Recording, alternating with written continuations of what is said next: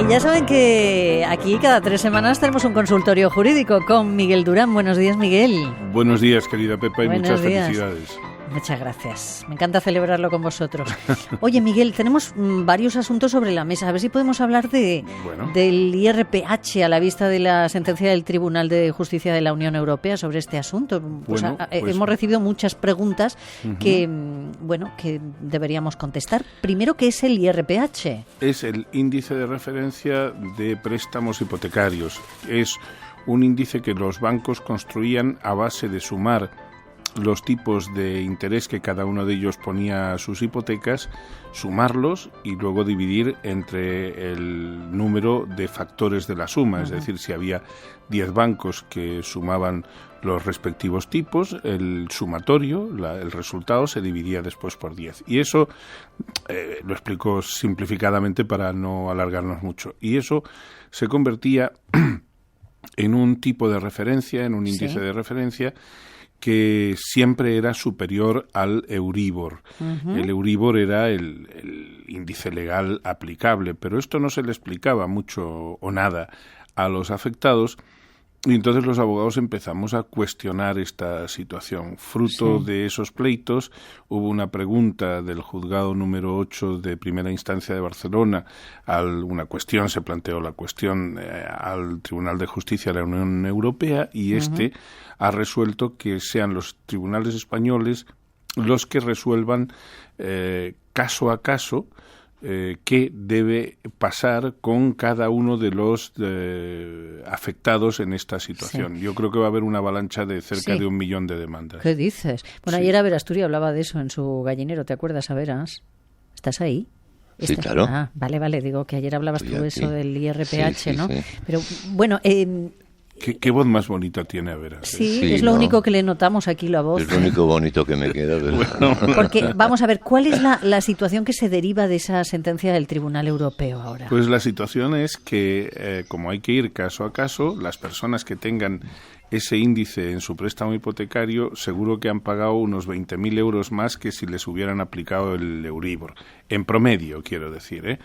Entonces, lógicamente, lo que recomendamos es que vayan a ver profesionales que tengan experiencia en estos asuntos, que se plantee la correspondiente demanda y que recuperen, porque es muy, muy, muy altamente probable que puedan recuperar esas cantidades.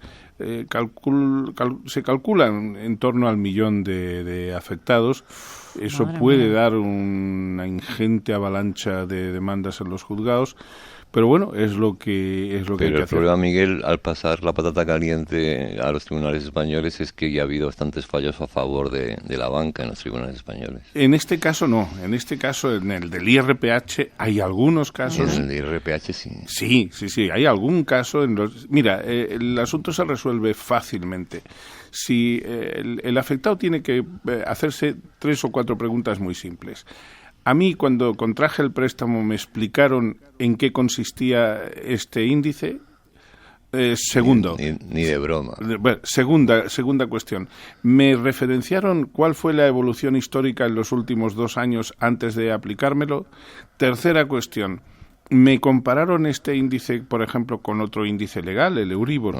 Si la respuesta a todas esas preguntas es que no, el cliente tiene, el afectado tiene muchas posibilidades de ganarlo. Pero lo tienen que haber especificado por escrito, porque no vale que te digan, no, yo se lo expliqué. No, claro. Eso es cuestión ya de la prueba, y para eso es por lo que hay que hacer los juicios orales. Pero vamos, yo sinceramente creo que hay enormes posibilidades de que la gente afectada pueda reivindicar que el juez les dé la razón y les devuelva ese dinero. Oye, hay otro asunto de actualidad que también está provocando una avalancha de consultas, que es el asunto del coronavirus y sus consecuencias jurídicas. ¿Qué le sucede a un trabajador que contrae la enfermedad? Ese trabajador está amparado directamente por una situación de enfermedad común, tiene su baja, etcétera. Cuestiones ya más vidriosas es, por ejemplo, un trabajador pues que es confinado en un hotel. Exacto. Porque se decreta una cuarentena. Que está en una cuarentena y te quedas en un hotel de Tenerife, por ejemplo. Te quedas en un hotel de Tenerife. El planazo no está mal, ¿eh? No Yo está creo que mal. Quedarnos aquí en la radio sería un poco más perverso. Hombre, depende si te quedas como trabajador o como cliente, claro. Bueno, pues claro, también hay que en el diferenciar. hotel, efectivamente. Pero si te quedas como trabajador en el hotel, lo normal es que si no estás afectado, incluso te hagan trabajar. Claro, ahí no tendrías problema, cobras tu sueldo y ya está. El que se queda en el hotel, sin embargo, confinado allí, sí. Este señor tiene una causa totalmente justificada para su ausencia del trabajo, pero cuestión distinta es que tenga que percibir el salario. Es decir, la empresa, al no serle imputable la causa de la ausencia... Claro. Puede no pagarle. No, es que de hecho, salvo que el convenio colectivo específico contemple otra cosa, la empresa, aplicando el artículo 30 del Estatuto de los Trabajadores, no le pagará. Lo que ha hecho también, para otro supuesto que se está dando o que se puede dar, sí. La Secretaría de la Seguridad Social ha emitido una reciente circular que es un remedio de la que se emitió hace unos años para el tema de la gripe A, en la que dice que si un trabajador, por ejemplo, pues tiene que guardar ausencia o está, digamos, obligado a guardar una cuarentena en su domicilio porque exista una posibilidad de contagio, porque en su empresa o en cualquier otro sitio lo haya tenido, sí será asimilado a la condición de baja. No es que tenga enfermedad común ni haya sufrido un accidente, pero sí se le considera en situación de baja porque se entiende que es una persona en riesgo y que merece la vigilancia y la atención de las estructuras sanitarias. ¿Qué sucede, por ejemplo, y sigo citando casos, la casuística es amplia, ¿qué sucede si en el colegio pues decretan que se cierra el colegio porque, bueno, ahora se acaba de decirnos la IN que en Madrid se ha detectado el caso de una niña de 4 años. Bueno, pues el colegio cierra y los niños tienen que quedarse en su casa. Es un caso absolutamente justificado de ausencia al trabajo, porque el padre, la madre, alguno de los dos se tiene que quedar vigilando, cuidando al niño. Claro. Pero eso se debe comunicar por escrito a la empresa, por escrito, y además debe acreditarse que no se dispone de ninguna otra persona que pueda hacer eso. Ya es mucho más discutible, desde luego yo creo que no sería procedente que los dos progenitores reivindiquen la necesidad de quedarse los dos. Pero volvemos al caso que citábamos antes. Será una causa justificada, pero sin embargo la empresa no estará obligada a pagar el sueldo. ¿Y quién no va a pagar eso? Pues esa es la pregunta. Esa es la pregunta. Claro. Aquí evidentemente, el Estado... El responsable de que se cierre el colegio es el Estado, que es el que lo ordena. Evidentemente. Yo creo que ahí, sin duda, se pueden derivar situaciones en las que el Estado tendrá que hacer frente a este tipo de cosas. Cuestiones incluso que se están planteando como circunstancias a las que hay que dar una respuesta. ¿Qué sucede si a mí me confinan en un hotel, estando yo sanito y lustroso, sin ningún problema? Yo además estoy particularmente lustroso porque tengo que adelgazar unos 10 o 15 kilos. Particularmente sano. Sí, estoy sano, pero además, Andrés, lustroso porque tengo que adelgazar. Entonces, si a mí me confinan allí, ¿tiene derecho la autoridad sanitaria a decretar ese confinamiento por 14 días sin más?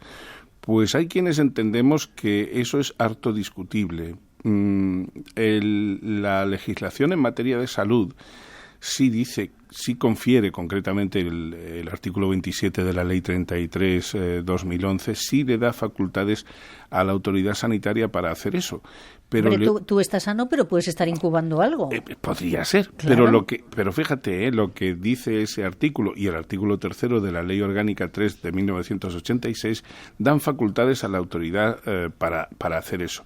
Pero les obligan a aplicar el principio de racionalidad, es decir, que la medida sea adecuada, necesaria y equilibrada. Más discutible, por tanto, es que esa medida de confinar a casi 1.000 personas pueda entenderse como equilibrada, necesaria y adecuada.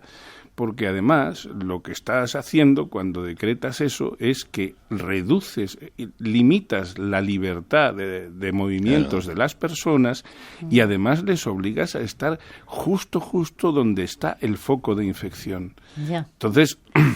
Es delicado eso, es muy delicado, pero yo creo que si se toman esas decisiones siempre es buscando el bien de la mayoría. Pero voy a un caso más concreto, Miguel, espérate. Sí. ¿Qué pasa si alguien tiene un viaje concertado, ya tienes los billetes, por ejemplo, y te quedas bloqueado por la enfermedad o simplemente por una situación de cuarentena? ¿Te deben reembolsar el dinero? Absolutamente. Sí. En ese caso es un caso de fuerza mayor, no imputable a la persona. Y esto se plantea... Pero tampoco a la compañía. No, tampoco a la compañía, Andrés, pero la compañía... ¿Quién te lo devuelve? La compañía. En este caso es como cuando tú, por ejemplo, tienes una enfermedad que no sea el coronavirus. Si tú acreditas, tú has hecho una reserva en un hotel y tienes unos billetes de avión, si tú acreditas una enfermedad sobrevenida, tanto el hotel se tiene que fastidiar y la compañía aérea también. Te pondrán 1000 pegas, te pondrán dificultades en muchos casos, porque son así, pero si tú acreditas eso, lo digo porque yo tengo casos que se me han venido al despacho y hemos conseguido la reversión del dinero. Es decir, en esos casos la situación es bastante clara. Las consecuencias económicas que vaya a traer el coronavirus, yo creo que son difíciles de medir. A veces uno tiene la sensación también de que se matan moscas a cañonazos. Puede entenderse que se restrinja, por ejemplo, un espectáculo deportivo. Pues sí. Ahora, lo de la limitación de la libertad de la gente simplemente por una sospecha potencial, eso es muy serio, que te ves confinado en un hotel 14 días. Yo, por ejemplo, tenía un viaje a Londres la semana pasada. Lo he suspendido. Y lo he suspendido porque... Pues me parece prudente, ¿no? Claro, pero imagínate que yo no hubiera podido suspenderlo porque algo que tuviera que hacer allí fuera inaplazable. Pues voy, me meten, ahora además que están con lo del Brexit y que ya no somos tan amigos, me meten en un hotel, me mantienen allí 14 días. Bueno, primero... ¿Quién le paga al hotel? ¿Le pago yo? Claro, esa es la duda. ¿Quién paga ese hotel? ¿Quién paga a los trabajadores de ese hotel, no? No, a los trabajadores les pagará el hotel. Pero a mí, o sea, yo tengo que, además de que paga las habitaciones. Yo tengo que pagar 14 días de habitación en una estancia forzada. Evidentemente no. No, eso está claro. Lo que pasa es que te pilla en un país extranjero y no es lo mismo que te pille en España. Mira, yo creo que las precauciones, la verdad es que vienen bien. Otra cosa es las consecuencias legales que se deriven de ellas. Las precauciones están bien. Pero hay que ser prudentes con algo tan desconocido como esto, que no sabemos ni cuánto tiempo se incuba, ni cómo se propaga exactamente, ni cuántos días queda latente, ni si superas la enfermedad vuelves a recaer, etcétera, etcétera. De acuerdo, pero ten en cuenta que el índice de mortalidad es pequeño en personas que no sean personas de riesgo, ¿no?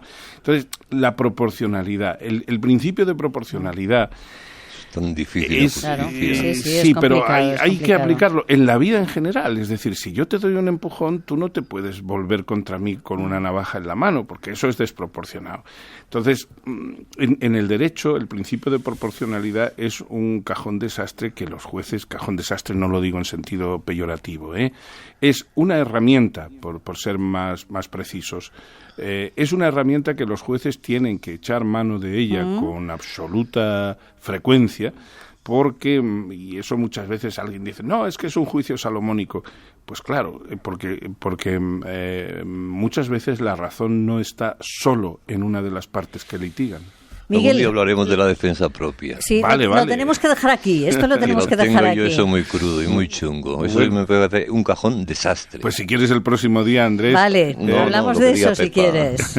Un besito, Miguel. Gracias. Un beso a los dos. Venga, Miguel. De pe a pa. Las mañanas de Radio Nacional con Pepa Fernández.